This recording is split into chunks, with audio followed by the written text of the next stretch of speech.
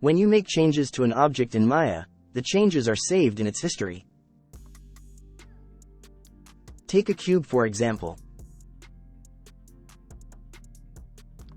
If you cut one of its faces, that cut is stored in the history.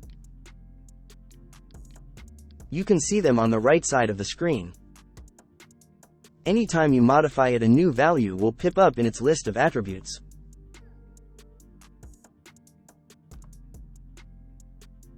Stuff like extrusions, deleting a face, beveling it, etc.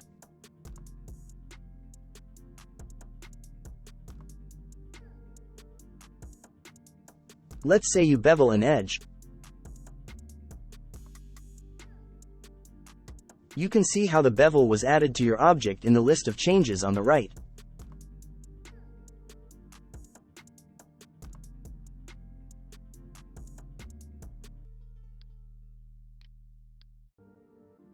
Now let's say you've modified the cube substantially.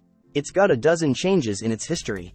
If you try to bind a skeleton to it or maybe put a deformer on it, all that history is going to cause problems. The geometry might change unpredictably, parts of it might vanish, or Maya will just straight up crash.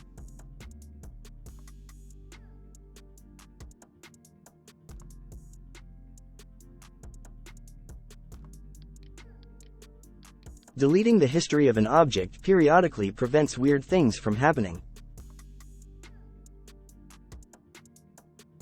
I always delete the history on my models before I make any big changes to them, and also when save my file.